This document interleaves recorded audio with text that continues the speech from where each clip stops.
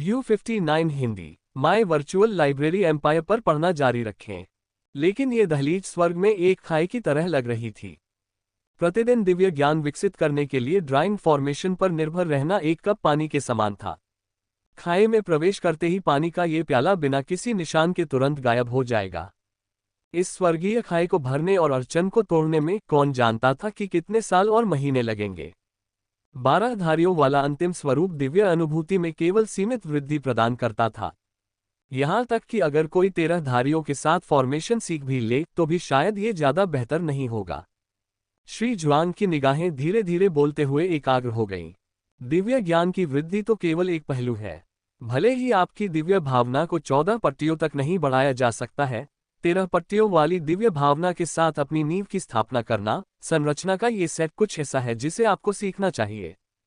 श्री जुआंग का स्वर गंभीर था तथा उनकी अभिव्यक्ति गंभीर थी। मो हुआ के दिल में हल्की ठंडक महसूस हुई। मास्टर, क्या इस फॉर्मेशन के सेट में कुछ खास है? श्री जुआंग ने सीधे उत्तर नहीं दिया बल्कि पूछा, मो हुआ, आपको क्या लगता है कि आप ज़िशिंग और ज़िक्सी से अलग क्या है? बाय ज़िशिंग और बाय ज़िक्सी दोनों कुछ आश्चर्यचकित थे। फिर उन्होंने मो हुआ की ओर देखा। मो हुआ ने अपना सिर खुजलाया। स्माइलिंग फेस कैजुअल डेट बस एक क्लिक दूर है।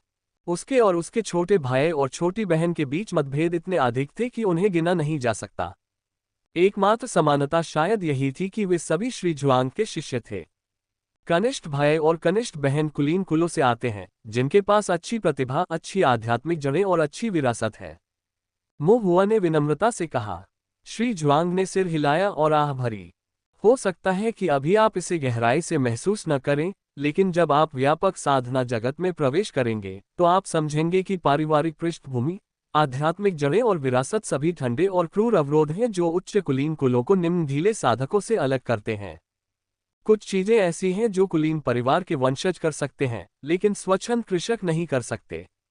वे जिन रास्तों पर चल सकते हैं वे आपके लिए दुर्गम हैं। वे अच्छे आध्यात्मिक मूलों के साथ पैदा होते हैं, उन्हें भोजन और वस्त्र की कोई चिंता नहीं होती, उनके पास प्रचुर मात्रा में आत्मा रत्न होते हैं, वे आध्यात्मिक वस्तुओं से समृद्ध होते हैं, उन्हें केवल साधना करने की आवश्यकता होती है। अन्य लोग उनके सामने आने वाली किसी भी परेशानी को संभालते हैं और कोई उनके ताव साधना पथ की योजना बनाने के लिए होता है। श्री जुआंग ने मो हुआ की ओर देखा। उनकी निगाहें गर्म थी लेकिन दया से भरी हुई थी। लेकिन आप ऐसा नहीं कर सकते। आपको अपने भविष्य का मार्ग स्वयं ही तय करना होगा, अपने आत्मिक पत्थर स्वयं अर्जित करने होंगे। यदि आप दूसरों को अपमानित करते हैं तो आपका समर्थन करने वाला कोई नहीं होगा। यदि आप किसी परेशानी का सामना करते हैं तो आपको उसका समाधान स्वयं ही करना होगा। हालांकि आपकी प्रशिक्षण प्रतिभा अत्यंत उत्कृष्ट है और आपकी समझ भी बहुत उच्च है। भविष्य में आप अनिवार्य रूप से महान कुलों, महान संप्रदायों और यहाँ तक कि केंद्रीय ताओ दरबार के कई गौरवशाली स्वर्ग पुत्रों से मिलेंगे और शायद एक निर्णायक मुकाबला भी होगा। जब स्वर्ग के गर्वित पुत्र आपस में लड़ते हैं तो आपके पास कोई कुल या संप्रदाय न होना सबसे बड़ा नुकसान है। और आप शरीर का शोधन भी नहीं कर सकते। भविष्य में आपके सामने आने वाले खतरे बहुत बड़े हैं। ... मो हुआ की अभिव्यक्ति गंभीर हो गई। बाय ज़िशिंग और बाय ज़िक्सी ने मो हुआ की ओर देखा। उनकी आंखों में चिंता थी। बाय ज़िशिंग ने एक पल सोचा, मौन संकल्प लिया और कहा, मास्टर, चिंता मत करो। जूनियर भाई के रूप में मैं निश्चित रूप से हमारे जूनियर भाई की रक्षा करूंगा। वह मेरा शिष्य भाई है और हमारे बाय परिवार का सदस्य भी माना जाता है। मैं किसी को भी उसे धमकाने नहीं दूंगा। श्री जुआंग थोड़ा चौंके और आश्चर्य और राहत दोनों के साथ बाय ज़िशिंग को देखने लगे। बाय परिवार वास्तव में ऐसे बच्चे का पालन पोषण कर सकता है। ये वास्तव में दुर्लभ है। श्री जुआंग ने बाय ज़िशिंग के कंधे पर थपथपाया। यह अच्छी बात है कि तुम्हारा यह इरादा है। श्री जुआंग के शब्द अंतर्निहित थे, क्योंकि कुछ बातें ऐसी थीं जो उन्होंने स्पष्ट रूप से नहीं कही थीं। क्योंकि कुलीन कुल हमेशा से गर्मजोशी से रहित रहे हैं और बाय परिवार कोई अपवाद नहीं था। भविष्य में ये संभव है कि दोनों बच्चे ज़िशिंग और ज़िक्सी आत्म संरक्षण के लिए संघर्ष करें। श्री जुआंग की निगाहें जटिल थीं, उनका दिल आहें भर रहा था। लेकिन ये चिंताएं निश्चित रूप से बच्चों की मां को ही उठानी पड़ती थीं। वह इतना कुछ नहीं संभाल सकते थे। फिर श्री जुआंग ने अपनी नज़र मो हुआ की ओर घुमाई। मो हुआ ने सोचते हुए भौहें चढ़ाई। उसकी स्पष्ट बड़ी आंखें झपक रही थीं, फिर अचानक चमक उठी जब उसने मिस्टर ज्वांग की ओर देखा और पूछा, गुरुजी, क्या आप ये सब इसलिए कह रहे हैं क्योंकि यह उस संरचना से संबंधित है जिसे मैं आगे सीखने जा रहा हूं? श्री जून को भावना की पीड़ा महसूस हुई। कितना होशियार बच्चा था, उसने तुरंत ही बात समझ ली। उसने सिर हिलाकर कहा, सही है। खिड़की के बाहर सी वाटर लगातार गरज रहा था, दूर तक घूमता हुआ जा रहा था। श्री ज्वांग ने कहा, साधना जगत के 9 राज्यों के स्वर्ग के गौरवशाली पुत्र नदी पार करने वाली मछलियों की तरह असंख्य हैं। बिना किसी अपवाद के वे सभी अपनी अपनी तकनीकें विकसित करते हैं, अपने अपने ताओवादी कौशल का अध्ययन करते हैं। उनकी सभी योग्यताएं युद्ध में उनके कौशल को बढ़ाने की दिशा में काम करती हैं। वे एक दूसरे से प्रतिस्पर्धा करते हैं, प्रत्येक अपनी ताकत पर भरोसा करना चाहता है, कई प्रतिभाओं को पार करना चाहता है, बेजोड़ होना चाहता है। ये बहुत कठिन है। इसके लिए असाधारण आध्यात्मिक जड़ों, एक गहन पारिवारिक पृष्ठभूमि, अद्वितीय अवसरों, एक गहरी नींव, मजबूत ताओवादी कौशल और बेहतर आध्यात्मिक कलाकृतियों की आवश्यकता होती है, ताकि साथी साधकों को मात दी जा सके और स्वर्ग का एक गौरवशाली पुत्र बना जा सके। श्री ज्वांग एक पल के लिए रुके और महुआ की ओर देखा। लेकिन आप ऐसा नहीं कर सकते। श्री ज्वांग ने एक बार फिर महुआ की कमियों को गिनाया। आपकी आध्यात्मिक जड़ों में कमी है, आपकी पृष्ठभूमि अपर्याप्त है, प्राकृतिक दुर्बलता है, साधारण आध्यात्मिक कलाकृतियां हैं। यद्यपि आपकी साधना तकनीक विशेष है, यह आध्यात्मिक शक्ति को नहीं बढ़ाती है, केवल आपका गठन उनसे अधिक मजबूत है। प्रत्यक्ष प्रतिस्पर्धा में आपको कोई लाभ नहीं है, और कुछ अत्यंत दुर्लभ साधना संसाधन केवल प्रत्यक्ष संघर्ष के माध्यम से ही प्राप्त किए जा सकते हैं। इसलिए आप उनके जैसा रास्ता नहीं अपना सकते। अवसरों के लिए प्रतिस्पर्धा करते समय आप उनकी तरह अपनी लड़ाकू क्षमताओं पर भरोसा नहीं कर सकते। आपको युद्ध के तरीकों की आवश्यकता है, लेकिन आप मुख्य रूप से आक्रमण पर ध्यान केंद्रित नहीं कर सकते। आप स्वर्ग के अभिमानी पुत्रों पर विजय पाने के लिए अपनी शक्ति पर भरोसा नहीं कर सकते। इसलिए आपको एक अलग रास्ता अपनाना होगा, आक्रमण पर ध्यान केंद्रित करने के बजाय उसे सहायता प्रदान करनी होगी। सहायक अपराध। महुआ स्तब्ध था, उसे कुछ समझ नहीं आ रहा था। श्री ज्वांग ने बताया, सरल शब्दों में कहें तो इसका अर्थ है दूसरों के ताओवादी कौशल की शक्ति को बढ़ाना। महुआ को समझ तो आने लगा, लेकिन अभी भी पूरी तरह स्पष्ट नहीं था। मुख्य अपराध, सहायक अपराध, क्या अंतर है? ज्वांग मंद मंद मुस्कुराए, उनके शब्दों में गहरा अर्थ छिपा था। यदि आप मुख्यतः वध में साधना करते हैं, तो आप स्वर्ग के अभिमानी पुत्रों के साथ प्रतिस्पर्धा कर रहे हैं। आप उनके शत्रु बन जाते हैं और वे आपके साथ अच्छा व्यवहार नहीं करेंगे। लेकिन यदि आप वध में सहायता करते हैं, तो आप उन्हें स्वर्ग के अन्य गौरवशाली पुत्रों के साथ प्रतिस्पर्धा करने में मदद कर सकते हैं, और फिर उन्हें आपकी राय माननी होगी।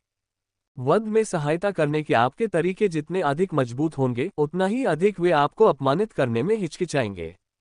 इस तरह, भले ही आपके पास समर्थन के लिए कोई कुलीन कुल न हो, कोई भी कुलीन कुल आपकी सहायता बन सकता है, और समर्थन के लिए किसी संप्रदाय के बिना कोई भी संप्रदाय आपकी पृष्ठभूमि बन सकता है।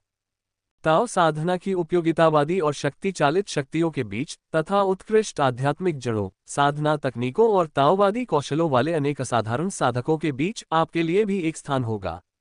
श्री ज्वांग ने आह भरी। मौसम के संपर्क में आने वाली पहली किरण पहले सड़ती है। आप अलग नहीं दिख सकते, न ही आपको ऐसा करने की जरूरत है। छाया में छिपना सीखो, शक्ति की धाराओं पर सवार होना सीखो। केवल साधना की शक्तियों के बीच से सुचारू रूप से आगे बढ़ते हुए, जहां बाधाएं कठोर हैं, हितों में टकराव है और प्रतिस्पर्धा भयंकर है, कि तुम सचमुच बहुत आगे जा सकते हो, अपनी साधना को उत्तरोत्तर परिष्कृत कर सकते हो, संरचनाओं में निपुणता प्राप्त कर सकते हो, और सच्चे महान दाव की खोज कर सकते हो। अपनी बात समाप्त करने के बाद श्री ज्वांग कुछ भावुक दिखे।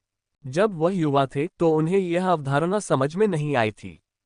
हमेशा अपने साथियों को दबाने का प्रयास करने वाला, घमंडी और दुनिया से घृणा करने वाला, वह बहुत कठोर था और अंततः उसे बहुत बड़ा नुकसान उठाना पड़ा। महुआ को अचानक प्रकाश दिखाई दिया। वध में सहायता करना, सुर्खियों से बचना, छाया में छिपना, लाभ उठाना सीखना। केवल ऐसा करके ही कोई व्यक्ति साधना बलों की कड़ी सुरक्षा वाली, हितों के टकराव वाली, भयंकर प्रतिस्पर्धा वाली दुनिया में पैर जमा सकता है। उसके मालिक ने सचमुच उसके भविष्य के बारे में बहुत दूर तक सोचा था। महुआ हृदय से बहुत प्रभावित हुआ और अत्यंत आभारी हुआ। लेकिन ये सब बातें उसे समय से पहले की बात लगीं। उन्होंने तो अभी तक अपना फाउंडेशन भी स्थापित नहीं किया था, स्वर्ग के गौरवशाली पुत्रों के साथ प्रतिस्पर्धा करना तो दूर की बात थी। बातों पर विचार करते हुए महुआ ने पूछा, गुरुजी, क्या ली पर्वत राज्य सीमा पर स्थित पंचतत्व परम संरचना वध के लिए एक सहायक संरचना है? श्री जुआंग ने सिर हिलाया। मूलतः पंचतत्व परम गठन पंचतत्व आध्यात्मिक शक्ति को तीव्र करने का एक साधन है। 5 तत्वों की आध्यात्मिक शक्ति का तीव्रीकरण।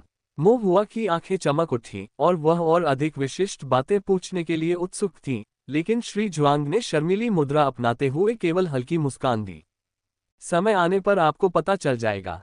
महुआ ने मुंह बनाया, लेकिन उसने अपने दिल में श्री जुआंग को फटकारने की हिम्मत नहीं की। यदि वह ऐसा करता तो श्री जुआंग को निश्चित रूप से पता चल जाता और वह उसके छोटे से सिर पर दस्तक देते। महुआ केवल अन्य बातें ही पूछ सका। मास्टर, दाली माउंटेन राज्य सीमा किस ग्रेड की है? 3री कक्षा। माय वर्चुअल लाइब्रेरी एम्पायर पर और अधिक कहानियां खोजें। महुआ आश्चर्यचकित था, ये वास्तव में 3री कक्षा थी।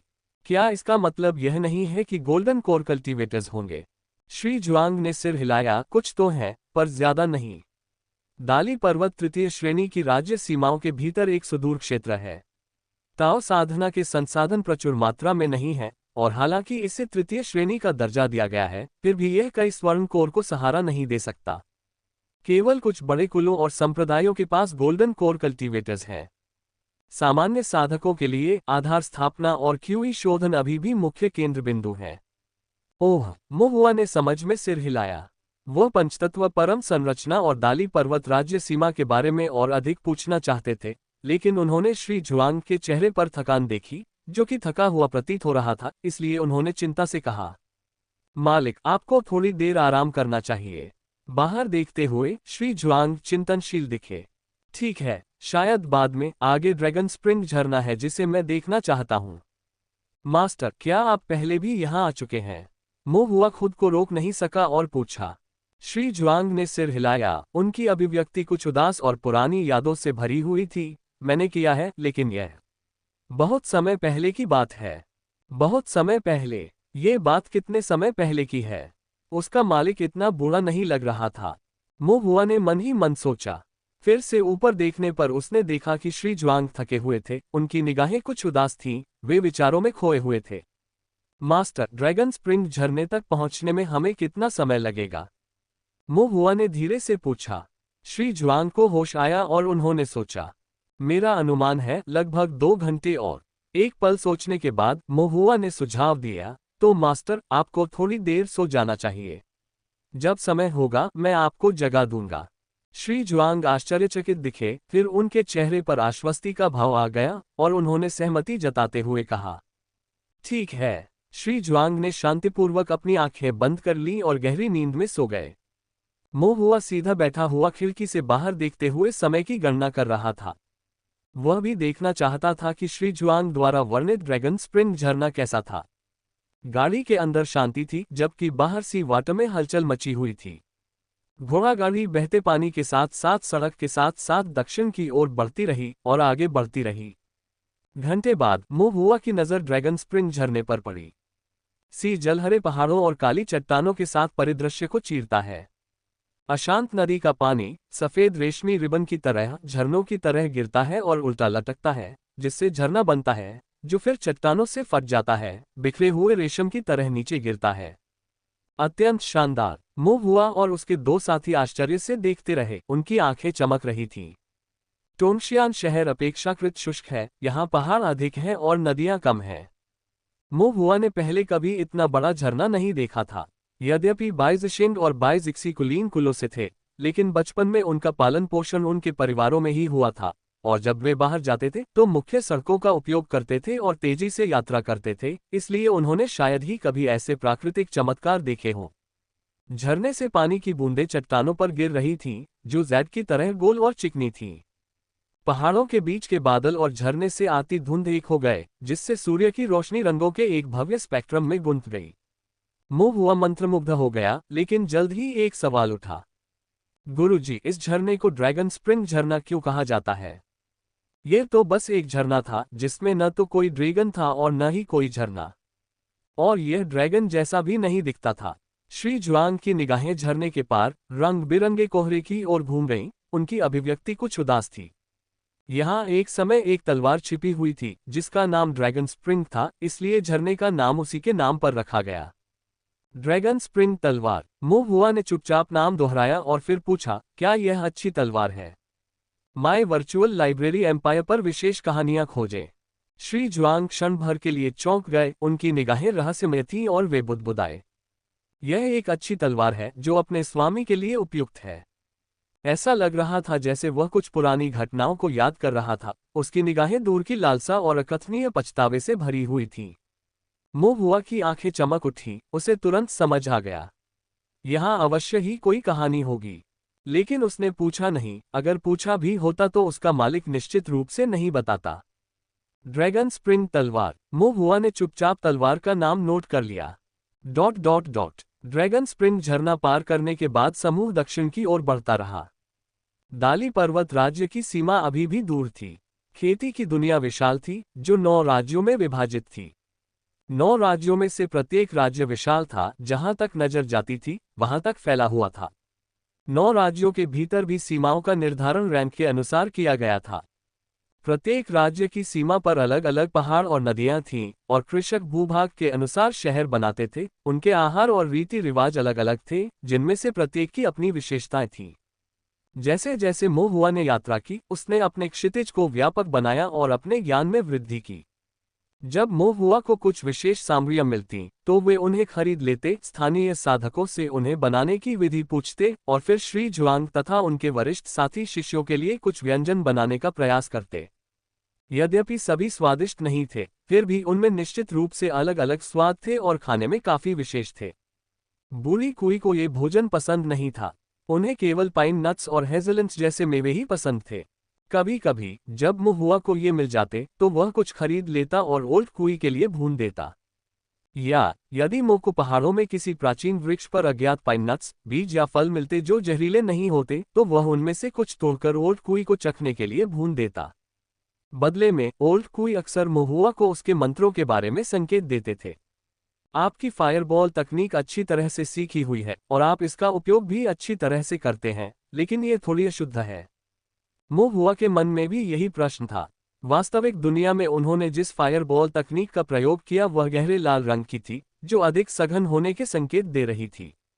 लेकिन चेतना के सागर में उन्होंने जिस अग्निगोला तकनीक की कल्पना की थी वह चमकीली लाल थी, जिसमें आध्यात्मिक शक्ति धागे की तरह थी, जो एक दूसरे के ऊपर परतदार थी, जिससे आध्यात्मिक धागों के साथ गुंथी हुई ज्वाला का जाल बन गया।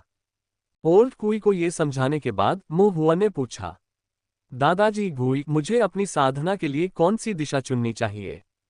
चाहे वह अपनी आध्यात्मिक शक्ति को और गहरा करना चाहे या आध्यात्मिक शक्ति का रश्मीकरण करना चाहे। बूढ़े कुई ने अपना सिर हिलाया। जब आपके सामने 2 विकल्प प्रस्तुत किए जाएं, तो किसी एक को चुनने में जल्दबाजी न करें। इसके बजाय विचार करें कि क्या आप दोनों चुन सकते हैं। यदि आप दोनों चुन सकते हैं तो ऐसा करें। यदि आप ऐसा नहीं कर सकते तो कोई विकल्प चुनें। जो किसान शुरू से ही एक या दूसरे को चुनने के बारे में सोचते हैं वे मूर्ख हैं। मुंह हुआ ने आश्चर्य से अपना मुंह खोला। उन्होंने यह उम्मीद नहीं की थी कि ओल्ड कुई, जो आमतौर पर इतने गंभीर रहते थे, ऐसा कुछ कहेंगे। क्या होगा अगर मैं दोनों में से कोई भी नहीं चुन पाऊं? मुंह हुआ ने धीरे से पूछा। तो फिर इस पर सोचने का कोई फायदा नहीं है।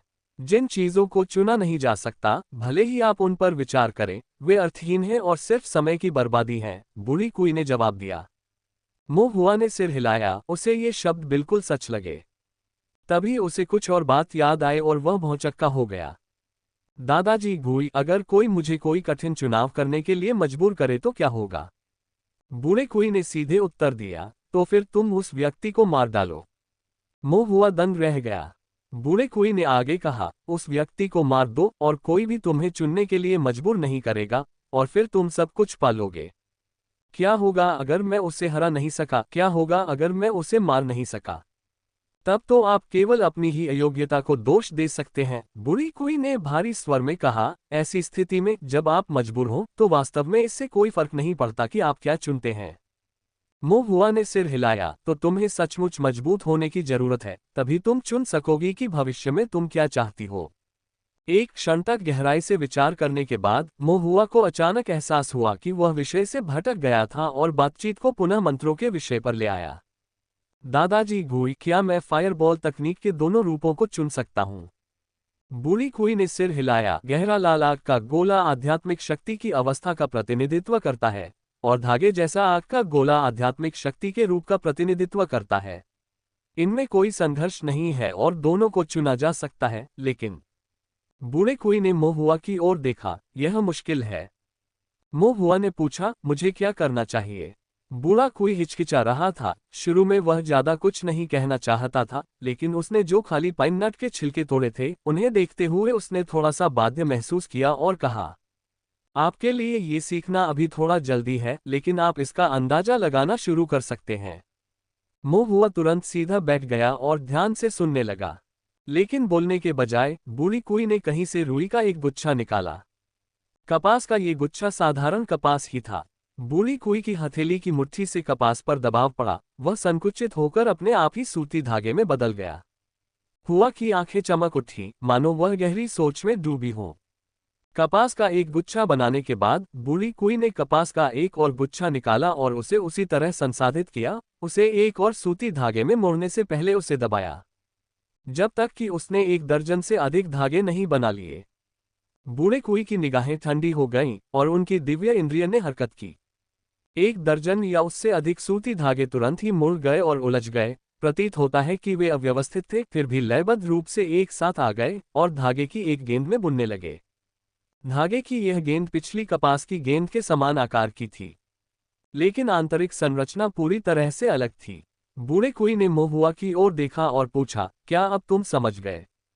मोहुआ ने भौहें चढ़ाईं और ईमानदारी से कहा, मैं समझता हूँ, थोड़ा बहुत। उन्होंने जवाब दिया, कोई बात नहीं, याद रखो कि तुमने क्या देखा है। बूढ़े कुई ने अपना हाथ उठाया और धागे की ताज़ा मुड़ी हुई गेंद तुरंत राख में गायब हो गई। उसकी हथेली पर कोई निशान नहीं छोड़ा। जटिल मंत्रों के सिद्धांत अक्सर सबसे सरल, सबसे सांसारिक चीजों में छिपे होते हैं, इस धागे की गेंद की तरह, और इस दुनिया के हर पहाड़ और नदी, हर बादल और बारिश, हर घास और पेड़ की तरह। मोहुआ ने सिर हिलाया और स्पष्ट रूप से कहा, दादाजी गुई, मुझे ये याद रहेगा, लेकिन मैं अभी इसे पूरी तरह से समझ नहीं पाया हूँ। बूढ़े कुई के मुंह पर हल्की सी मुस्कुराहट आ गई, जो देखने में बिल्कुल भी मुस्कुराहट जैसी नहीं लग रही थी। चिंता मत करो और अधिक निरीक्षण करो और अधिक सीखो और अधिक सोचो, और वह दिन आएगा जब तुम समझ जाओगे। हाँ, मोहुआ ने गंभीरता से सिर हिलाया। बूढ़ी कुई ने एक क्षण सोचा और फिर कहा, मैं इस मंत्र तकनीक का प्रदर्शन सिर्फ एक बार करूंगा, ध्यान से देखो। मोहुआ का उत्साह बढ़ गया। बूढ़े कुई ने अपनी हथेली फैलाई और एक आग का गोला प्रकट हुआ, गैसीय और हल्के लाल रंग का। फिर जैसे ही बूढ़े कुई ने अपनी दिव्य इंद्रिय से मार्गदर्शन किया, आध्यात्मिक शक्ति भीतर की ओर संकुचित होकर गहरी लाल आग की एक लपट में जम गई। अद्भुत आध्यात्मिक शक्ति से युक्त अग्नि तंतु हवा में मंडरा रहा था।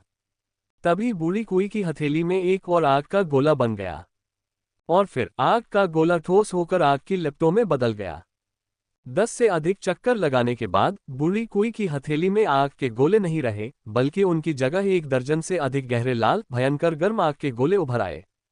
बूढ़े कुई की निगाहें गहरी हो गईं और उनके दिव्य विचार ने कार्य करना शुरू कर दिया। आग की लपटें आपस में गुंथकर एक छोटे से आग के गोले में तब्दील हो गईं। अग्नि तंतुओं से बुनी गई यह अग्नि गेंद तकनीक अग्नि गेंद की तरह कम और लपटों से बुनी गई आध्यात्मिक शक्ति गेंद की तरह अधिक दिखती थी। माय वर्चुअल लाइब्रेरी एम्पायर के साथ और अधिक कहानियां खोजें। एकाधिक संपीड़न, आध्यात्मिक शक्ति का पुनर्निर्माण। यह एक साधारण फायरबॉल तकनीक की तरह लग रहा था, फिर भी इससे एक आश्चर्यजनक आभा उत्पन्न हुई। एक सहज झटके से ओल्ड कुई ने आग के गोले को तेजी से पास की उफनती नदी में उड़ा दिया। एक कान फाड़ देने वाली आवाज गूंजी। जैसे गर्म तेल में ठंडा पानी डाल दिया जाता है, नदी की सतह तुरंत उबलने लगती है। मोहुआ ने आवाज की दिशा में देखा, उसका मुंह खुला हुआ था।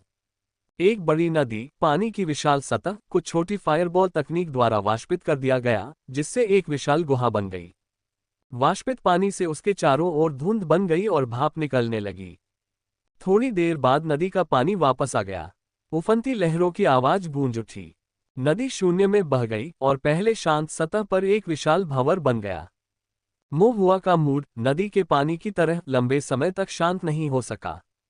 ओल्ड कुई ने जो आध्यात्मिक शक्ति का उपयोग किया था वह केवल क्यूई शोधन था, और जो मंत्र उसने प्रयोग किया था वह केवल प्रथम श्रेणी की फायरबॉल तकनीक थी।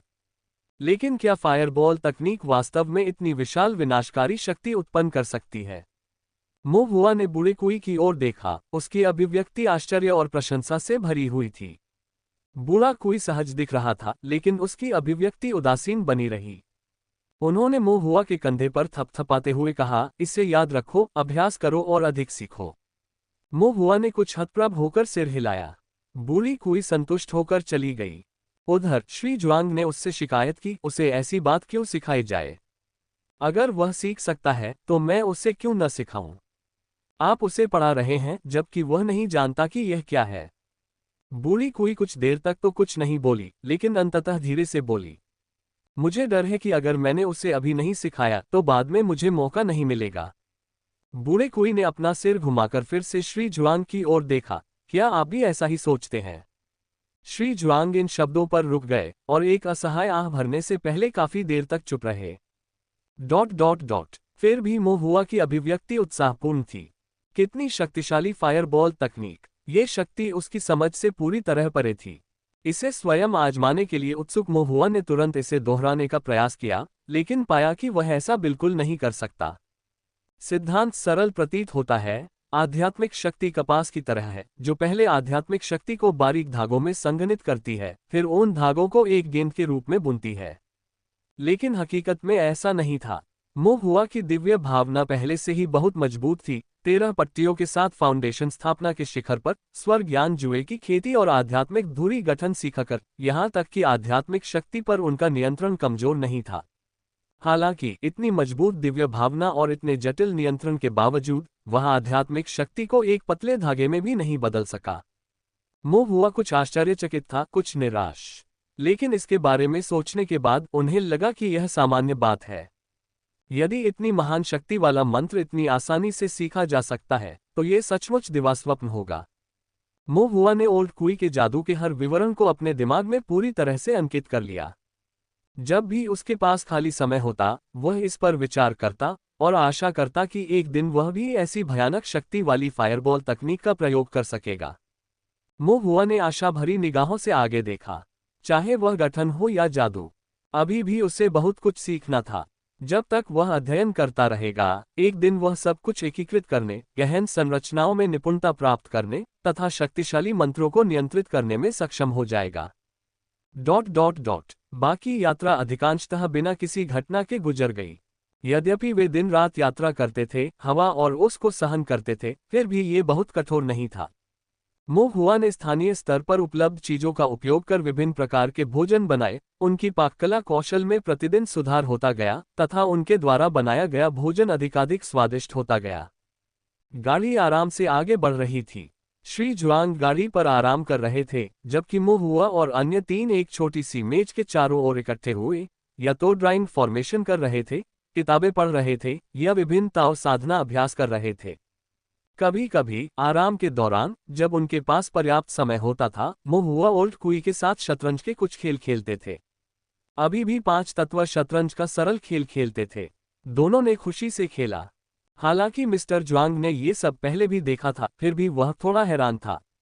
उसने उम्मीद नहीं की थी कि मोह हुआ सचमुच ओल्ड कुई के साथ शतरंज का खेल खेल सकता है। हालांकि बाई जिशिंग और बाई जिक्सी कुछ हद तक भ्रमित थे। कभी कभी जब मोह हुआ सब्जियों की खरीदारी करने जाता था, बिग वाइट के साथ घूमता था या फॉर्मेशन सामग्री की तलाश में होता था, तो वे भी ओल्ड कुई के साथ कई खेल खेलते थे। लेकिन बिना किसी अपवाद के वे सभी ओल्ड कुई द्वारा तिरस्कृत थे। बूढ़ी कुई को बाई जिक्सी बहुत चालाक लगी। 5 तत्वों वाला शतरंज खेलते समय भी वह बेहद चालाक थी, एक भी मोहरा नहीं छोड़ती थी। उन्होंने बाई जिशिंग की अति उतावलेपन के लिए आलोचना की। ये ठीक था कि वह हर दिन खाता था, लेकिन जब 5 एलिमेंट्स शतरंज खेलने की बात आती थी तो वह बिना किसी वास्तविक कौशल के केवल कैप्चर करना ही जानता था। दूसरी ओर मोह हुआ अलग था। जब वह शतरंज खेलते थे तो यह एक स्वाभाविक प्रक्रिया थी। वह न तो जानबूझकर प्रत्येक कदम पर अधिक सोचता था, न ही वह लापरवाही से लालची था।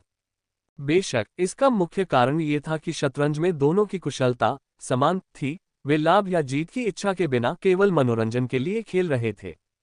मोहुआ ने ओल्ड कुई के साथ शतरंज खेला और बूढ़ी कुई मोहुआ के लिए कुछ कठपुतलियां बनाती थी। पहले तो ये सिर्फ छोटे और बड़े बाघ थे, लेकिन जैसे जैसे बूढ़े कुई की खांसी बदतर होती गई, उसने मोहुआ के विभिन्न अनुरोधों को स्वीकार करना शुरू कर दिया। सभी प्रकार के अजीब और असामान्य राक्षस जानवर, भेड़िए, कीड़े, बाघ, तेंदुए। जब भी मोहुआ को कोई दिखता तो वह बूढ़ी कुई से उसके लिए भी एक बनाने के लिए कहता। नक्काशी पूरी हो जाने के बाद मोहुआ उन पर आध्यात्मिक धुरी संरचना बनाता था। फिर वह राक्षस पशु कठपुतलियों के एक समूह को नियंत्रित कर सकता था, जो घास पर उनका पीछा करते, खेलते और लड़ते थे, जो कि नया और जीवंत दोनों था। चूंकि ओल्ड कुई ने मोहुआ के लिए नक्काशी की थी, इसलिए उन्होंने महसूस किया कि एक को दूसरे पर तरजीह देना सही नहीं होगा। उन्होंने बाइज़िशिंग और बाइज़िक्सी के लिए कुछ कठपुतलियां भी बनाईं। बाइज़िशिंग के लिए यह एक नीला ड्रैगन था, भव्य, फिर भी उड़ने में असमर्थ। आध्यात्मिक धुरी संरचना के साथ भी ये केवल जमीन पर ही रेंग सकता था। बाइजिक्सी के लिए यह एक रंगीन फीनिक्स था। आध्यात्मिक धुरी संरचना के अलावा फीनिक्स के पंखों को मोहुआ द्वारा 5 रंग संरचना से भी सजाया गया था।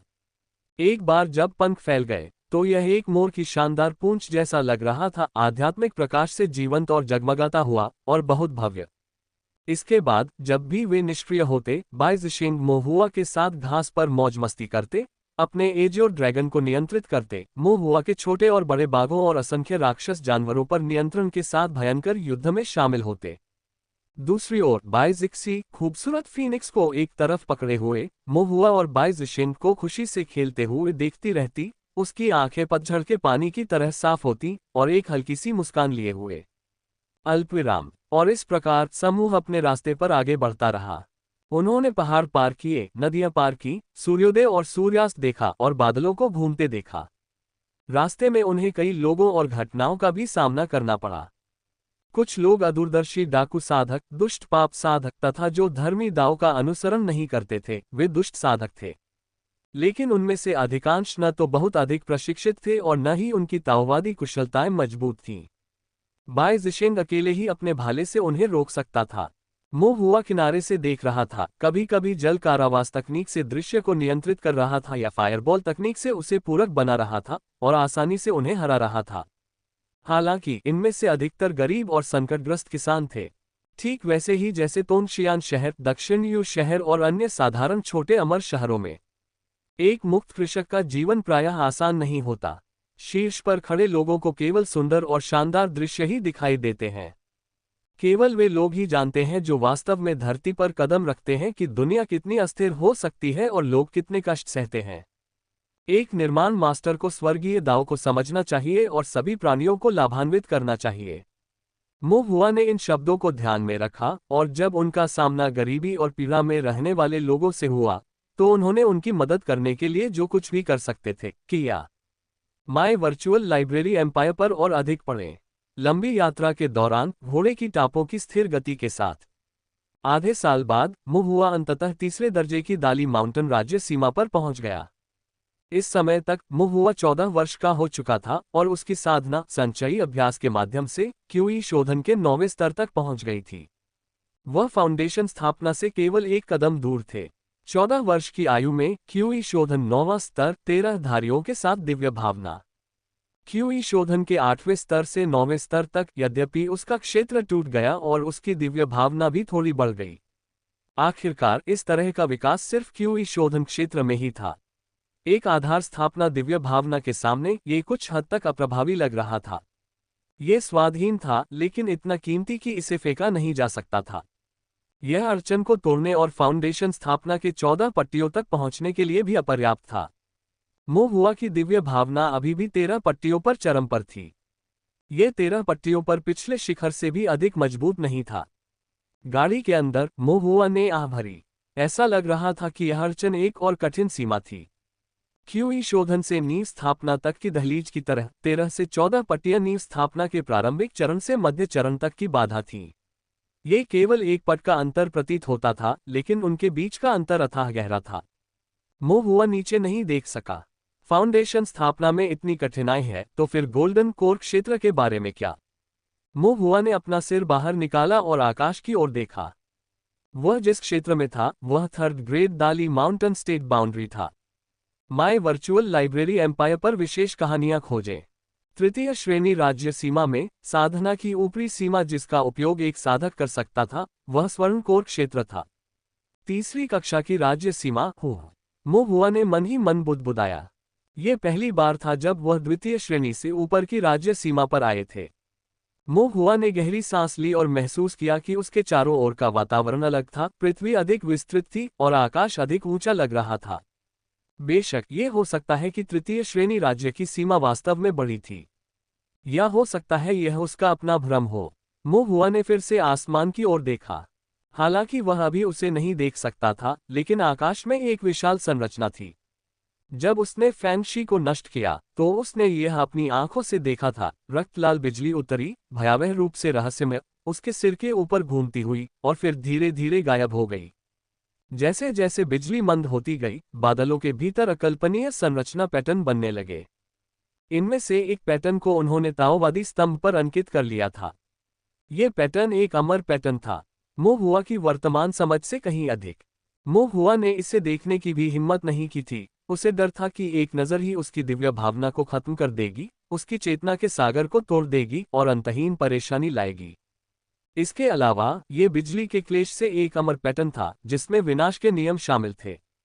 कानून अनुचित है। यदि वह बहुत अधिक देखता और अमर पैटर्न को सक्रिय कर देता तो वह मौके पर ही नष्ट हो जाता, यहाँ तक कि उसका स्वामी, चाहे वह कितना भी शक्तिशाली क्यों न हो, संभवतः उसे बचाने में असमर्थ होता। वह इसे बाद के लिए छोड़ देंगे जब उनका क्षेत्र ऊंचा हो जाएगा और उनकी दिव्य भावना मजबूत हो जाएगी, ताकि वे सावधानीपूर्वक इसे समझ सकें। मोहुआ ने फिर से अपने छोटे हाथ की ओर देखा। अब उसके शरीर के भीतर क्यूई शोधन 9वें स्तर की आध्यात्मिक शक्ति बह रही थी। क्यूई शोधन के 9वें स्तर पर आध्यात्मिक शक्ति थोड़ी गहरी हो गई थी। इसके साथ ही उसके मंत्र की शक्ति भी मजबूत हो गई थी। यहाँ तक कि केवल दिव्य इंद्रिय संपीड़न पर निर्भर रहते हुए केवल गति ही अपराजय है। अग्निगोला तकनीक के साथ वह आमतौर पर क्यूई शोधन 9वें स्तर पर अन्य साधकों को हरा सकता था। बेशक इसमें उनके कनिष्ठ भाई और कनिष्ठ बहन शामिल नहीं थे। वे फाउंडेशन स्थापना में शामिल लोगों के खिलाफ अपनी स्थिति बनाए रख सकते थे। वर्तमान में मोहुआ का फाउंडेशन बिल्डिंग कल्टीवेटर से कोई मुकाबला नहीं था, जब तक कि वह फॉर्मेशन पतन का उपयोग नहीं करता। अन्यथा ये 50-50 का मौका होगा, और यह उस तरह का 50-50 है जहां कोई अजेय जमीन पर खड़ा होता है। वह उन्हें मार नहीं सकता था, वे उसका पीछा नहीं कर सकते थे, उसे पकड़ नहीं सकते थे, या यहां तक कि उसे देख भी नहीं सकते थे। बस मुझे यकीन नहीं है कि मेरे फाउंडेशन स्थापना के बाद जब मेरी दिव्य भावना में और सुधार होगा और मेरे मंत्र अधिक शक्तिशाली हो जाएंगे, तो क्या मैं अन्य फाउंडेशन बिल्डिंग साधकों का सीधे सामना कर पाऊंगा। मोहुआ अपने दिल में इस पर विचार करने से खुद को नहीं रोक सका। उसके चेहरे का भाव पल पल बदल रहा था, कभी खुश, कभी उम्मीद से भरा, कभी चिंतित और कभी गहरे विचार में डूबा हुआ। श्री जुआंग ने दिलचस्पी से देखा और धीरे से मुस्कुराए। क्या आप पुनः फाउंडेशन स्थापना के बारे में सोच रहे हैं? मोहुआ को होश आया और उसने मुस्कुराते हुए सिर हिलाया। जल्दी करने की कोई जरूरत नहीं है। श्री जुआंग ने थोड़ा सिर हिलाया। थोड़ा और गहराई से साधना करो, 9 परत पूर्णता तक पहुंचो और फिर तुम आधार स्थापना का प्रयास कर सकते हो। जहां तक दिव्य अनुभूति की बात है, उसे जबरदस्ती मत करो, उसे रहने दो। अब इसे देखते हुए एक क्यूई शोधन साधक के लिए दिव्य ज्ञान की 14 पट्टियों तक पहुंचना वास्तव में बहुत कठिन था। यहां तक कि मोहुआ को भी यह कुछ हद तक असंभव लग सकता है। कुछ क्षण विचार करने के बाद श्री जुआंग ने आगे कहा, यदि यह वास्तव में काम नहीं करता है तो फाउंडेशन स्थापना में 13 पट्टियां भी स्वीकार्य हैं। मोहुआ को थोड़ा अफसोस और चिंता हुई। क्या ये कम शक्तिशाली नहीं होगा? श्री जुआंग एक पल के लिए हिचकिचाए, मोहुआ को जटिल निगाहों से देखते हुए। आप वर्तमान में दिव्य संवेदना की 13 पट्टियों के शिखर के साथ क्यूई शोधन 9वें स्तर पर हैं, जो पहले से ही बहुत प्रभावशाली है। किस परिवार के क्यूई शोधन साधक को नींव स्थापना के प्रारंभिक चरण के शिखर की दिव्य अनुभूति हो सकती है? आखिरकार ये दिव्य भावना ही है जो मायावी है और जिसे विकसित करना, मजबूत करना और बढ़ाना कठिन है। आध्यात्मिक शक्ति की तरह आत्मा पत्थरों द्वारा पोषित नहीं। एक संपूर्ण क्षेत्र में दिव्य भावना का आगे बढ़ना पहले से ही अकल्पनीय है। ओह, मोहुआ ने अपना सिर खुजलाया। यदि मास्टर कहते हैं कि यह प्रभावशाली है तो ये ठीक होना चाहिए। फिर उसने एक और प्रश्न सोचा, गुरुजी, क्या मुझे अपना राज्य चमकाना नहीं चाहिए? मो हुआ ने बाई ज़िशिंग और बाई ज़िक्सी की ओर देखा, मेरे छोटे भाई और छोटी बहन की तरह। उन्होंने झांगलैन से सुना था कि कुलीन कुलों के वंशजों को नींव स्थापना से पहले एक ठोस नींव रखने की आवश्यकता है ताकि उनकी साधना स्थिर हो और वे भविष्य में आगे बढ़ सकें।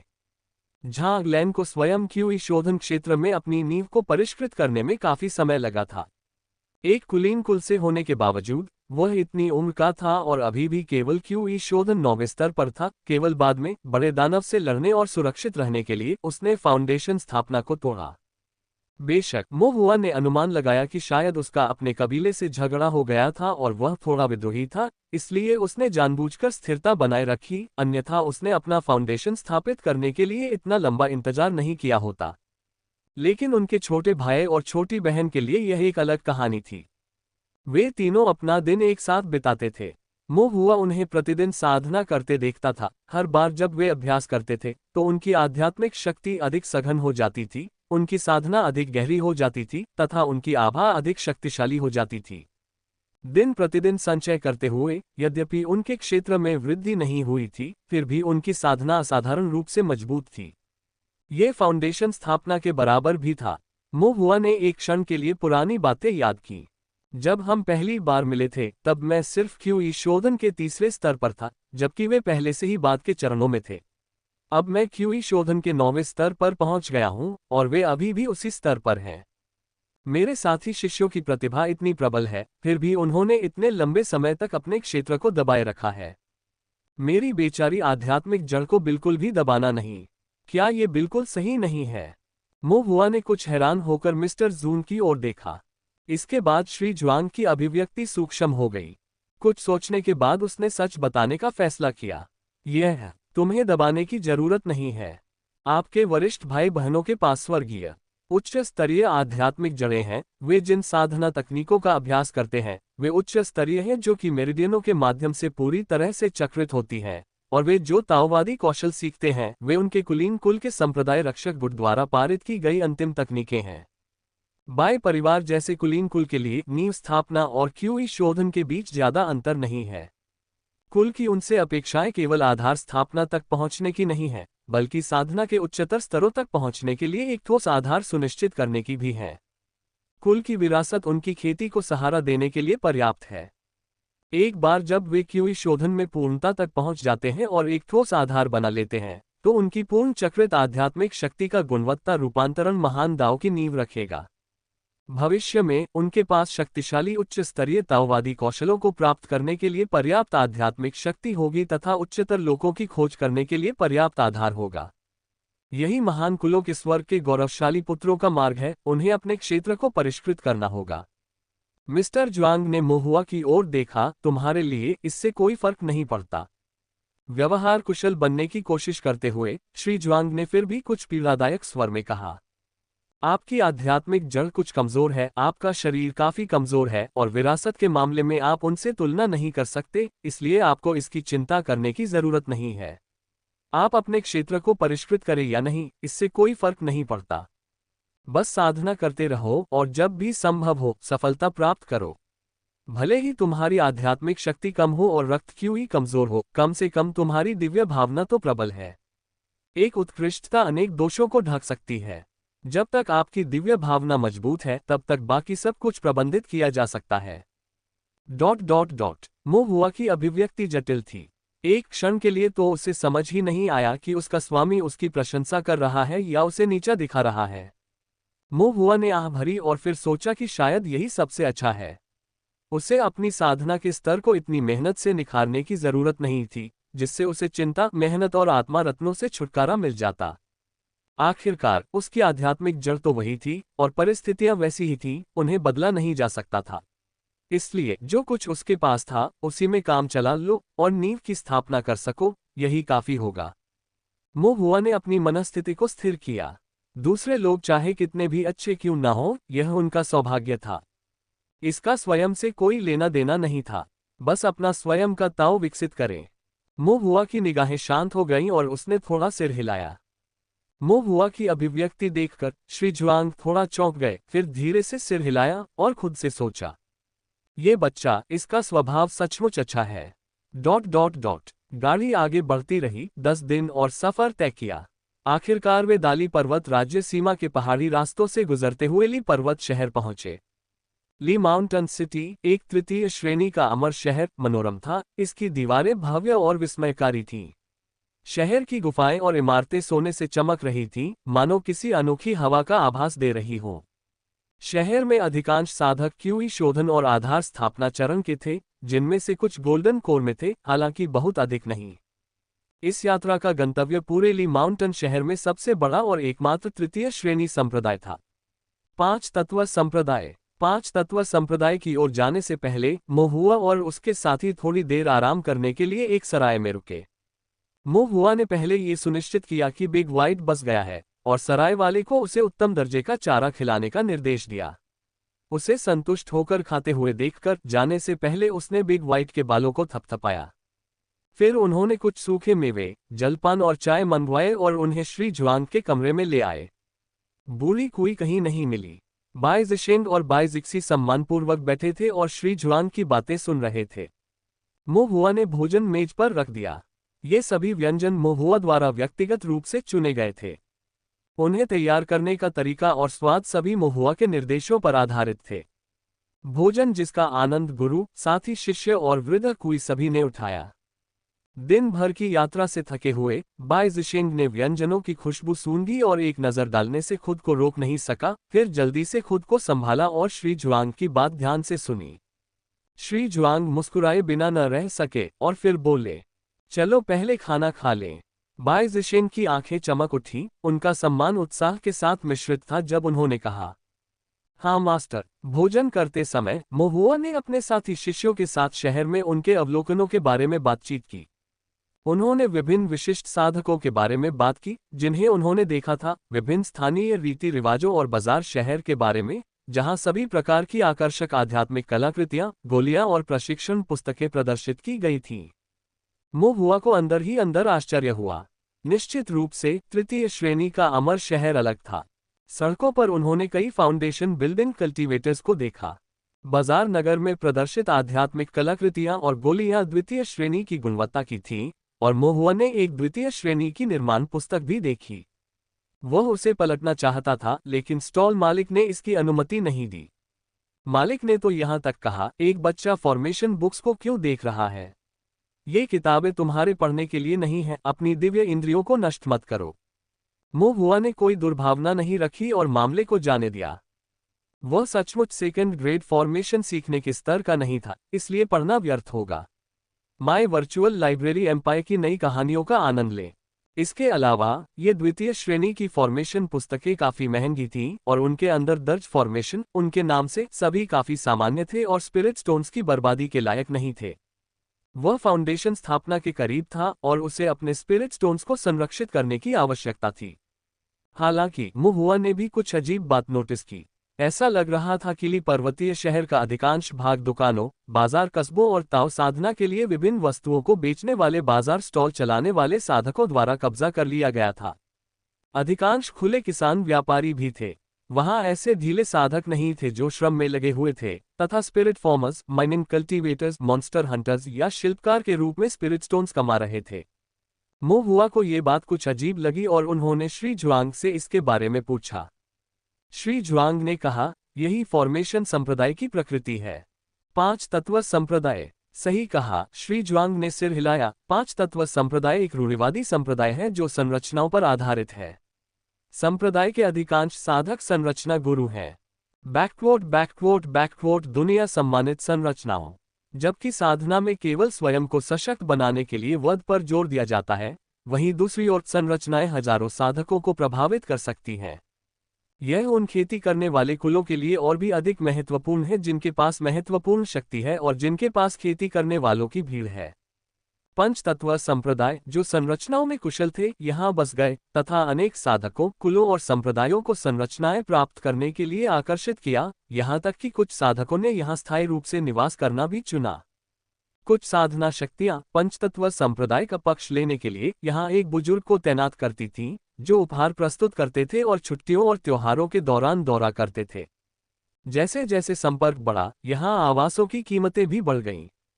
श्री जुआंग ने भावुक होकर कहा, इसकी दूरस्थता से मूर्ख मत बनो, इस शहर की गुफाएं वास्तव में साधारण साधकों की पहुंच से बाहर हैं। गुफाओं की ऊंची लागत के कारण अन्य सभी चीजों की कीमतें भी बढ़ जाती हैं। ली माउंटेन सिटी के मुक्त साधक अपने पूर्वजों के आशीर्वाद पर निर्भर रहते हैं, मुश्किल से आश्रयों में रहकर गुजारा करते हैं, अन्यथा वे जीवित नहीं रह पाते। लंबे समय में पूरे ली माउंटेन सिटी में खेती करने वालों की संख्या कम हो गई है। मो हुआ ने अपनी शंका व्यक्त करते हुए कहा, हालांकि मैं सड़कों पर चहल पहल देख रहा हूं। श्री जुआंग ने अपना सिर हिलाया, साधक लंबी आयु जीते हैं, इसलिए किसी को केवल वर्तमान को नहीं देखना चाहिए, बल्कि दीर्घकालिक दृष्टिकोण अपनाना चाहिए। सैकड़ों साल पहले मैं यहाँ आया था और तब यहाँ आज की तुलना में बहुत अधिक किसान थे। आजकल किसानों की संख्या कम है। ये चहल पहल वाले मंडप और टॉवर केवल सतही समृद्धि हैं, लोगों के बिना ये अंततः पानी में प्रतिबिंबित चंद्रमा या दर्पण में फूलों की तरह क्षणभंगुर हैं। मो हुआ ने सोच समझकर सिर हिलाया। माय वर्चुअल लाइब्रेरी एम्पायर के साथ और कहानियां पढ़ें। फिर उसने पूछा, लेकिन इन सब का पंचतत्व संप्रदाय से कोई लेना देना नहीं है ना? वे दूसरों को ऊंची कीमतों पर गुफाएं खरीदने से नहीं रोक सकते। श्री जुआंग ने अपना सिर हिलाया, पांच तत्व संप्रदाय आग को भड़का रहा है। आग भड़काना? मो हुआ को कुछ समझ नहीं आया। श्री जुआंग ने बताया, सैकड़ों वर्ष पहले पंचतत्व संप्रदाय का पतन हो गया था। पंचतत्व संप्रदाय के संस्थापक ही थे जो संप्रदाय को पुनर्जीवित करना चाहते थे, और इसलिए उन्होंने संप्रदाय को सुदूर ली पर्वतीय शहर में स्थानांतरित कर दिया। ली माउंटेन सिटी दूरस्थ और अशांति से मुक्त है। पांच तत्व संप्रदाय के संस्थापक चाहते थे कि शिष्य बिना किसी विकर्षण के अपने अध्ययन पर ध्यान केंद्रित करें और साथ ही अन्य फॉर्मेशन मास्टर्स को फॉर्मेशन ज्ञान का आदान प्रदान और अध्ययन करने के लिए आकर्षित करें, जिससे ली माउंटेन सिटी फॉर्मेशन मास्टर्स के लिए अपने अध्ययन को आगे बढ़ाने के लिए एक स्थान बन गया, वास्तव में फॉर्मेशन अध्ययन का शहर। वास्तव में इस कदम का महत्वपूर्ण प्रभाव पड़ा। पांच तत्व संप्रदाय लगातार मजबूत होता गया, गठन अध्ययन का माहौल तीव्र होता गया और ली माउंटेन सिटी फलने फूलने लगी, जो गठन मास्टर्स के बीच एक पसंदीदा स्थान बन गया। श्री जुआंग ने आह भरते हुए कहा, लेकिन बाद में ये वैसा नहीं रहा। जैसे जैसे फॉर्मेशन मास्टर्स एकत्रित हुए, आवासों का मूल्य आसमान छूने लगा और ली माउंटेन सिटी सोने के बराबर मूल्यवान हो गई।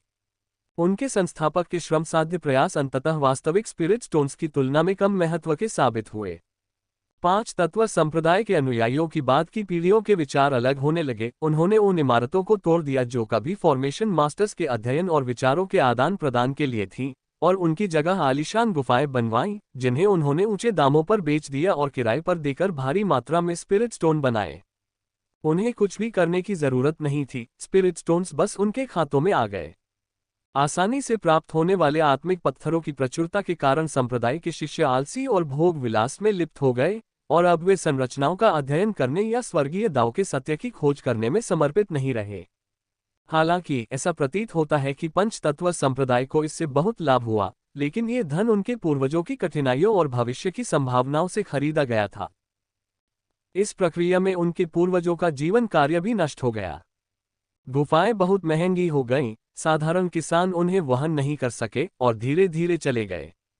और साधारण पृष्ठभूमि से आने वाले प्रतिभाशाली फॉर्मेशन मास्टर्स, जो इतने महंगे आवासों का खर्च वहन नहीं कर सकते थे, उनके पास भी छोड़ने के अलावा कोई विकल्प नहीं था। पांच तत्व संप्रदाय के शिष्य आत्मा पत्थरों से बहुत अधिक समृद्ध होने और विलासिता में लिप्त होने के कारण संरचनाओं को सीखने की जहमत भी उठाना बंद कर दिया। ली माउंटेन सिटी में भी संरचना का माहौल कम हो गया। पांच तत्व संप्रदाय में संरचनाओं का मानक बार बार कम हो गया और कुछ संरचनाएं खो गईं। श्री जुआंग की अभिव्यक्ति गंभीर हो गई जब उन्होंने टिप्पणी की, चाहे वे फॉर्मेशन मास्टर्स हो या फॉर्मेशन सेक्ट्स, अंततः उन्हें स्वयं को फॉर्मेशन में ही स्थापित करना होगा और लाभ की खोज में अदूरदर्शी नहीं होना होगा, अन्यथा जब समृद्धि लुप्त हो जाएगी तो केवल उजाड़ ही शेष रह जाएगा। मो हुआ को भी अपने दिल में ठंडक महसूस हुई। एक ऐसी जगह जहां फॉर्मेशन मास्टर्स अध्ययन करने के लिए एकत्र होते थे। कैसा दृश्य रहा होगा वह। मो हुआ को इसकी चाहत भी थी और अफसोस भी, जिसके कारण उसने पूछा, गुरुजी, क्या पंच तत्व संप्रदाय ने परिवर्तन के बारे में नहीं सोचा? इतना बड़ा संप्रदाय जिसमें इतने सारे फॉर्मेशन मास्टर्स हों, आप सोचेंगे कि हालांकि कुछ लोग लाभ प्रेरित हो सकते हैं, फिर भी ऐसे लोग होंगे जो बड़ी तस्वीर देख सकते हैं। श्री ज्वांग ने आह भरी। अब वापस लौटने में बहुत देर हो चुकी है। पूरा संप्रदाय ऊपर से नीचे तक आसानी से आत्मा पत्थर बनाने का आदी है, अपने हितों में दृढ़ है। जो कोई भी परिवर्तन के बारे में सोचता है उसे पूरे संप्रदाय के विरोध का सामना करना पड़ता है। उनमें ऐसा करने का साहस और क्षमता दोनों का अभाव है। यदि किसी व्यक्ति में परिवर्तन करने की क्षमता है तो भी वह ऐसा करना नहीं चाहेगा, क्योंकि जिनके पास परिवर्तन करने की शक्ति है संभवतः वे ही सबसे अधिक लाभान्वित हुए हैं। पुरानी आदतों को बदलना एक कष्टदायक प्रक्रिया है जो स्वयं से शुरू होती है। मोह हुआ आह भरने से खुद को रोक नहीं सका। इस दुनिया के मामले वास्तव में जटिल हैं। फिर भी एक बात उसके दिमाग में घूम रही थी। मोह हुआ ने पूछा, गुरुजी, आपने बताया कि पंचतत्व संप्रदाय पतन की ओर अग्रसर था और यह पुराने संस्थापक ही थे जिन्होंने संप्रदाय को ली पर्वतीय शहर में स्थानांतरित कर दिया था। पतन से पहले पंचतत्व संप्रदाय कैसा था? श्री ज्वांग का व्यवहार गंभीर हो गया जब उन्होंने सोचा। ये हजारों साल पहले की बात है। उस समय भले ही पंचतत्व संप्रदाय को शीर्ष संप्रदाय नहीं माना जाता था, फिर भी यह संपूर्ण साधना जगत में सर्वोपरि संरचना संप्रदायों में से एक था। मोह हुआ का मुंह आश्चर्य से खुला रह गया। उन्होंने कभी कल्पना भी नहीं की थी कि पंचतत्व संप्रदाय का पूर्वज इतना गौरवशाली था। संपूर्ण साधना जगत में एक प्रमुख निर्माण संप्रदाय, प्रतिष्ठा का वह स्तर, क्या उनकी विरासत इतनी दुर्जय थी? मोह हुआ ने आश्चर्य से पूछा। वास्तव में, श्री ज्वांग ने सिर हिलाया। पांच तत्व संप्रदाय जिस चीज के लिए सबसे ज्यादा जाना जाता था और जिस पर वे भरोसा करते थे, वह निम्न से लेकर उच्च स्तर तक की संरचनाओं का एक पूरा सेट था जो पांच तत्वों की आध्यात्मिक शक्ति को बढ़ाने में सक्षम था। श्री ज्वांग ने गंभीर भाव से मोह हुआ की ओर देखा। और यह वास्तव में प्रथम श्रेणी के 13 पैटर्न पांच तत्व परम संरचना का सेट है जिसे आपको सीखना और उसमें निपुणता हासिल करनी चाहिए। गुरुजी, ये पंच तत्व परम संरचना इतनी महत्वपूर्ण है, क्या वे सचमुच मुझे इसे सीखने देंगे? मोह हुआ ने चिंता से पूछा। श्री ज्वांग ने शांतिपूर्वक कहा, वे आपको सीखने से रोकने की हिम्मत नहीं करेंगे। मोह हुआ चौंक गया और पूछने से खुद को रोक नहीं सका। गुरुजी, क्या आपका पंचतत्व संप्रदाय से कोई संबंध है? श्री ज्वांग की निगाहें दूर की ओर लग रही थीं, मान लीजिए कि। मोह हुआ का चेहरा जिज्ञासा से भर गया। बाय ज़िशेंग और बाय ज़िक्सी भी मिस्टर ज्वांग को देख रहे थे। मेरे वर्चुअल लाइब्रेरी एम्पायर में अनुभव की कहानियां। कुछ क्षण विचार करने के बाद श्री ज्वांग ने सिर हिलाया और कहा, आपको ये बताने में कोई बुराई नहीं है। सटीक रूप से कहें तो केवल मेरा ही उनसे संबंध नहीं है, बल्कि हमारे पूरे संप्रदाय का पंचतत्व संप्रदाय के साथ कुछ न कुछ संबंध है। हमारा संप्रदाय? मोह हुआ कुछ आश्चर्यचकित हुआ, फिर धीरे से पूछा, गुरुजी, क्या हमारा अभी भी कोई संप्रदाय है? हाँ, यह क्या है? मोह हुआ बहुत उत्सुक था। श्री ज्वांग एक क्षण के लिए हिचकिचाए और रहस्यमयी नजर से बोले, यह अस्वीकार कर दिया गया है, बेहतर है कि इसे अनकहा ही रहने दिया जाए। मोह हुआ ने कुछ निराशा महसूस करते हुए आह भरी। श्री ज्वांग की आंखों में अलग अलग भावनाएं छिपी थीं। जैसे ही उन्होंने आगे कहा, पंच तत्व संप्रदाय के पूर्वजों का हमारे वंश से गहरा संबंध था। हमारे संप्रदाय के पूर्वज गुरु ने एक बार पंचतत्व संप्रदाय को एक निराशाजनक स्थिति से बचाया था। इस ऋण के प्रति कृतज्ञता के कारण उन्होंने हमें पंचतत्व संप्रदाय की परम संरचना प्रदान की। तब से हमारे संप्रदाय के शिष्यों की प्रत्येक पीढ़ी पंचतत्व संप्रदाय में पंचतत्व परम संरचना का अध्ययन करने में सक्षम रही है, लेकिन समय केवल 7 दिनों तक सीमित था। इसके अलावा ये संरचना पांच तत्व संप्रदाय की रचना का आधार है। पैट्रिक मास्टर भी उनका लाभ नहीं उठाना चाहते थे और इसलिए उन्होंने आदेश दिया कि केवल क्यूई शोधन शिष्य ही इस संरचना को समझ सकते हैं। सुनते हुए मोह हुआ ने बार बार सिर हिलाया। हमारे पूर्वज गुरु और पंच तत्व संप्रदाय के बुजुर्ग दोनों ही धर्मी थे, रियायतें दे रहे थे और अनुचित लाभ नहीं उठा रहे थे। श्री ज्वांग ने एक ऐसी मुस्कान के साथ कहा जो वास्तव में मुस्कान नहीं थी, ये तो केवल सतह है। मोह हुआ अचंभित रह गया। सतह? श्री ज्वांग ने सिर हिलाया, ये कहानी मैंने अपने गुरु से सुनी है। पहले तो मुझे कोई संदेह नहीं था, लेकिन पंचतत्व संप्रदाय के संपर्क में आने के बाद मुझे एहसास हुआ कि चीजें वैसी नहीं थी जैसी दिखती थीं। वास्तव में यह एक लेन देन था। एक लेन देन। मोह हुआ ने अपना मुंह थोड़ा सा खोला, एक पल के लिए सोचा और फिर अविश्वास व्यक्त करते हुए महसूस किया, क्या ये हो सकता है कि हमारे पूर्वज गुरु पांच तत्व संप्रदाय का अंतिम गठन चाहते थे और उन्हें बचाने के लिए इसका इस्तेमाल किया? और पंच तत्व संप्रदाय के पास अपने संप्रदाय के अस्तित्व के लिए सहमत होने के अलावा कोई विकल्प नहीं था। श्री जुआंग ने सिर हिलाया। वास्तव में यह एक लेन देन था, पांच तत्व संप्रदाय द्वारा अस्तित्व के लिए परम संरचना का आदान प्रदान। श्री जूंग ने तब मोहुआ को चेतावनी दी। संसार के मामलों में सत्य और असत्य के बीच अंतर करना कठिन है और किसी को किसी एक पक्ष की बातों पर पूरी तरह से विश्वास नहीं करना चाहिए, भले ही वक्ता हमारे संप्रदाय का पूर्वज गुरु ही क्यों न हो। पूर्वज गुरु की भी व्यक्तिगत इच्छाएं थीं और वे अपने पक्ष में ही बोलते थे। पंचतत्व संप्रदाय में इस विषय को दूसरे ढंग से बताया गया है। पांच तत्व संप्रदाय की नज़र में ये हमारे पूर्वज गुरु थे जिन्होंने उनकी दुर्दशा का फायदा उठाकर अत्यधिक मांग की और उसके बाद ही उन्हें अपने संप्रदाय की रक्षा करने वाले परम स्वरूप को सौंपना पड़ा। पांच तत्व संप्रदाय इससे असंतुष्ट था, इसलिए पंचतत्व संप्रदाय ने भी एक शर्त रखी। मोहुआ की आंखें हल्की सी चमक उठी। क्या ये केवल क्यूई शोधन अवस्था के दौरान ही सीखा जा सकता है? श्री जुआंग ने सिर हिलाकर कहा, हाँ। क्यूई शोधन क्षेत्र में कोई व्यक्ति अधिक से अधिक प्रथम श्रेणी का निर्माण गुरु बन सकता है। यदि कोई इसे सीख भी ले तो वह केवल प्रथम श्रेणी तक ही पहुंच सकता है। यदि प्रथम श्रेणी का अंतिम निर्माण लीक हो जाए तो उसका कुछ प्रभाव तो पड़ेगा, लेकिन वह बहुत गंभीर नहीं होगा। इस प्रतिबंध के बिना हमारे संप्रदाय के पूर्वजों से उच्च श्रेणी के निर्माण मास्टर्स की कोई भी संख्या आसानी से पांच तत्व संप्रदाय की पूरी नींव का अनावरण कर सकती है। इसके अलावा प्रथम श्रेणी में 13 पट्टियों वाली यह पांच तत्वों की संरचना सीखना अत्यंत कठिन है।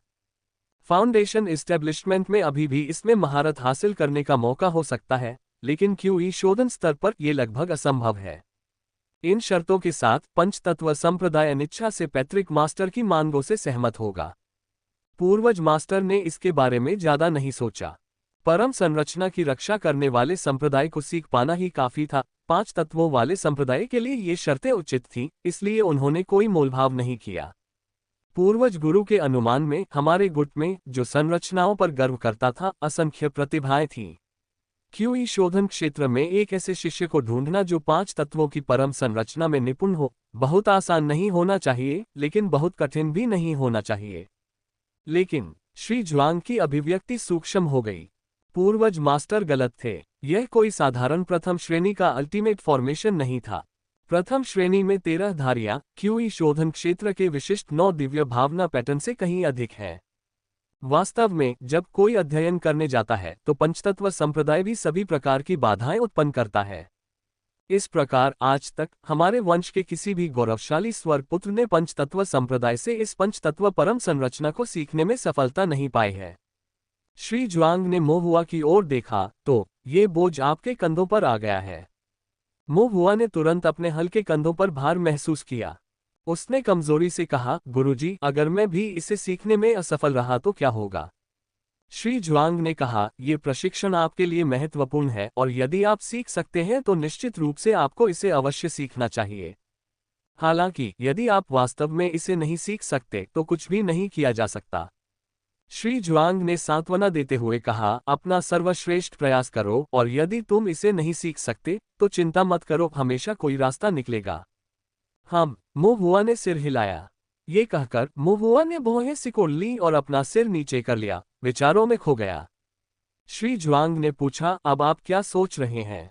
मोहुआ ने अपने शब्दों के बारे में ध्यान से सोचा। क्या हमारे पूर्वज गुरु ऐसा करके किसी विपत्ति का लाभ उठा रहे थे? निश्चय ही पंचतत्व संप्रदाय के मन में कुछ द्वेष था। अपने परम स्वरूप की लालसा में पांच तत्व संप्रदाय के संकट के दौरान अवसर का लाभ उठाकर मांगे करते हैं। इस प्रकार पांच तत्व संप्रदाय को लेन देन के लिए सहमत होने के लिए मजबूर करते हैं तथा अस्तित्व के अवसर के लिए बातचीत करने हेतु संप्रदाय की रक्षा करने वाले परम स्वरूप का उपयोग करते हैं। फिर भी एक संभावना थी। उस समय पंचतत्व संप्रदाय को जिस संकट का सामना करना पड़ा, क्या वह पर्दे के पीछे से पूर्वजों के गुरु द्वारा भड़काया गया था? यदि वह सक्रिय रूप से हेरफेर नहीं भी कर रहा था तो क्या वह कम से कम आंखें मूंद सकता था? श्री जुआंग ने मोहुआ के सिर को धीरे से छुआ और विनम्रता से कहा, ये हमारे पूर्ववर्तियों की शिकायतें हैं, आपको इनसे चिंतित होने की आवश्यकता नहीं है। अतीत के मामले इतने दूर हैं कि उनमें धार्मिकता और द्वेष को स्पष्ट करना कठिन है। भले ही पूर्वज गुरु के अपने पूर्वाग्रह रहे हों, लेकिन ये तथ्य कि उन्होंने पंचतत्व संप्रदाय को बचाया, सत्य है। संप्रदाय की सुरक्षा और विरासत का महत्व, इनमें से कौन अधिक महत्वपूर्ण है, इस पर विचार करते हुए पंचतत्व संप्रदाय ने पहले ही अपना निर्णय ले लिया है और समझौता कर लिया है। आपको किसी भी प्रकार की चिंता करने की आवश्यकता नहीं है। और इन द्वेषों के कारण पंचतत्व संप्रदाय हमारे प्रति मित्रवत व्यवहार नहीं करेगा, इसलिए तुम्हें भी विनम्र होने की जरूरत नहीं है। आगे बढ़ो और साहस और आत्मविश्वास से सीखो।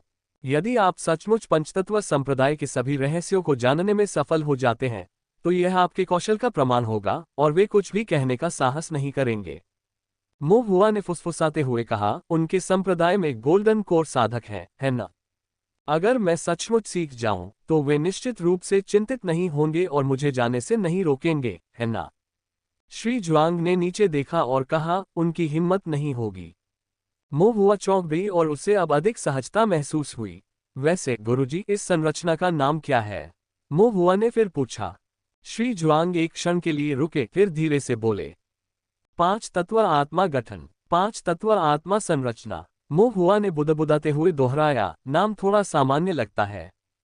श्री जुआंग ने अपना सिर हिलाया और कहा, आप इसके पीछे के सिद्धांत को नहीं समझते, इसीलिए आपको ये सामान्य लगता है। आत्मिक संरचना, जिसमें आत्मा शब्द शामिल है, ये दर्शाता है कि ऐसी संरचना आध्यात्मिक शक्ति के सार या विशेषताओं से संबंधित है। एकत्रित आत्मा संरचना, यद्यपि सरल है, संरचना नेत्र का एक अनिवार्य भाग है, संरचना की प्रेरक शक्ति है। उल्टा आत्मा गठन एक परम गठन है, जिसमें आध्यात्मिक शक्ति का उल्टाव और पतन शामिल है। आत्मा अक्ष गठन भी एक परम गठन है, जो आध्यात्मिक शक्ति के केंद्रीय नियंत्रण से संबंधित है। 5 तत्वों की आत्मा संरचना भी इससे भिन्न नहीं है। इसमें 5 तत्वों की आध्यात्मिक शक्ति का प्रवर्धन शामिल है। 5 तत्वों को समाहित करते हुए 5 भागों का एक समूह, जिसमें स्वर्ण आत्मा संरचना, काष्ठ आत्मा संरचना, जल आत्मा संरचना, अग्नि आत्मा संरचना और पृथ्वी आत्मा संरचना शामिल है। इसका उद्देश्य संबंधित तात्विक आध्यात्मिक शक्ति को बढ़ाना और मजबूत करना है। अल्पविराम। मो हुआ ने ध्यानपूर्वक पूरी तरह तल्लीन होकर सुना। हालांकि श्री जुआंग अचानक रुक गए। मो हुआ ने कहा, मास्टर, कृपया जारी रखें। श्री जुआंग ने अपना सिर हिलाया, मैं इससे अधिक कुछ नहीं कह सकता, बाकी सब आपको स्वयं ही पता लगाना होगा। यदि वह आगे बढ़ते रहते तो कोई चुनौती नहीं बचती। मो हुआ को थोड़ी निराशा हुई, लेकिन वह केवल इतना ही कह सका, ठीक है गुरुजी। श्री जुआंग ने मो हुआ की ओर देखा और फिर कहा, 5 तत्व संप्रदाय के 5 तत्व आत्मा गठन का ये सेट निम्न से उच्च ग्रेड तक व्यवस्थित है। 5 तत्व परम संरचनाओं का एक पूरा सेट। लेकिन उच्च श्रेणी के भाग संभवतः लुप्त हो गए हैं। आजकल पंचतत्व संप्रदाय में जो कुछ बचा है, वह संभवतः केवल द्वितीय या तृतीय श्रेणी की संरचनाएं हैं। फिर भी द्वितीय या तृतीय श्रेणी होना पर्याप्त है। इस तरह की अंतिम संरचना को मूल बातों से सीखना चाहिए, निचली कक्षाओं से शुरू करना चाहिए। 1 से 2 बनते हैं और 2 से 3 बनते हैं। प्रथम श्रेणी में निपुणता प्राप्त करें, एक ठोस आधार स्थापित करें और फिर आप क्रमिक रूप से आगामी संरचनाओं को चरण दर चरण समझ सकेंगे। श्री जुआंग के शब्द लड़खड़ा गए और उन्होंने चुपचाप कहा, मेरे वर्चुअल लाइब्रेरी एम्पायर में नए रोमांच पड़े। हालांकि बाद की संरचनाएं आपको स्वयं ही ढूंढनी होंगी। श्री जुआंग ने मो हुआ की ओर देखा, उनकी निगाहें उदासी और अनिच्छा से भरी थीं, लेकिन ये भावनाएं जल्दी ही गायब हो गईं। श्री जुआंग की निगाहें पुनः पानी की तरह कोमल हो गईं। मो हुआ ने भौहें चढ़ाईं, अभी भी परम संरचना पर विचार कर रही थी और फिलहाल इस मामूली बदलाव पर ध्यान नहीं दिया। अल्पविराम। रात्रि विश्राम के बाद श्री जुआंग ने कुछ सलाह दी। अगले दिन समूह आधिकारिक तौर पर पंचतत्व संप्रदाय की ओर रवाना हो गया। आधे घंटे में गाड़ी पंचतत्व संप्रदाय के प्रवेश द्वार पर पहुंच गई। पंचतत्व संप्रदाय के विशाल मंडप भव्य और भव्य थे। संरचना मंडप के अलावा वहां कीमिया कक्ष, कलाकृति शोधन कक्ष, साधना कक्ष, ताओ चर्चा कक्ष और आत्मा भाप मीनार भी थे। उन्होंने हर चीज का भरपूर निर्माण किया था। वहां निर्माण कार्य बहुतायत में था, जिससे पता चलता है कि स्पिरिट स्टोन्स की कोई कमी नहीं थी। पंचतत्व संप्रदाय का प्रवेश द्वार बहुत ऊंचा था, जिसमें लंबी लंबी सीढ़ियां थीं। द्वार पर कई शिष्य पंचतत्व संप्रदाय के ताओवादी वस्त्र पहने हुए थे। इन द्वारपाल शिष्यों ने गाड़ी रोक दी। वे ठंडे और अहंकारी थे, बिना शिष्टाचार के कह रहे थे, ये कौन साधक है? क्या तुम्हें नहीं पता कि पंचतत्व संप्रदाय में गाड़ी ले जाने की अनुमति नहीं है? मोहुआ ने गाड़ी का पर्दा उठाया, नीचे उतरा और द्वारपाल शिष्यों की आश्चर्यचकित निगाहों के सामने एक जेड स्लिप पेश की। एक शिष्य ने भौहें चढ़ाकर पूछा, आप कौन है? और यह जेड स्लिप क्या है? मोहुआ का चेहरा भी ठंडा था। वह गुस्सैल भी था। वह तभी विनम्र होगा जब दूसरे उसके प्रति विनम्र होंगे। ये द्वारपाल शिष्य, सभी घमंडी। मोहुआ उनसे परेशान नहीं हो सका और बस अपना सिर ऊंचा करके निर्देश दिया, इसे अपने संप्रदाय के नेता को दे दो। जब वह इसे देखेगा तो उसे पता चल जाएगा कि यह क्या है। द्वारपाल शिष्यों के चेहरे पर अप्रिय भाव थे। ली पर्वतीय नगर में कुछ साधकों ने पंचतत्व संप्रदाय के प्रवेश पर इतना अनादर करने का साहस किया, और यहाँ तक कि उनके स्वर में भी अपने संप्रदाय नेता के प्रति कोई श्रद्धा नहीं थी, विशेषकर तब जब वह व्यक्ति एक नौसिखिया बच्चा हो। एक शिष्य ने उपहास किया, बच्चे, अपनी आंखें खोलो और चारों ओर देखो। तुम्हें क्या लगता है कि तुम कहाँ हो? ये तृतीय श्रेणी संप्रदाय है, पांच तत्व संप्रदाय। हमारे पंचतत्व संप्रदाय के संप्रदाय नेता कोई ऐसे व्यक्ति नहीं है जिनसे आप जब चाहे मिल सकते हैं। मोहुआ ने कोई जवाब नहीं दिया, बल्कि केवल अपना दाहिना हाथ बढ़ाया और अंगूठा ऊपर कर दिया। अंगूठे पर जैद से बनी एक बड़ी अंगूठी थी, जिस पर 9 सितारों की चमक उत्कीर्ण थी, जो अति सुंदर और शानदार थी। एक संप्रदाय में जिसने स्वयं को निर्माण ज्ञान के साथ स्थापित किया था और जिसके पास कई निर्माण मास्टर्स थे। भले ही ये शिष्य सबसे तेज नहीं थे, वे पहचान सकते थे कि यह एक निर्माण मास्टर की स्थिति का प्रतीक था, दुर्लभ प्रथम श्रेणी स्वर्ग शूरिंग।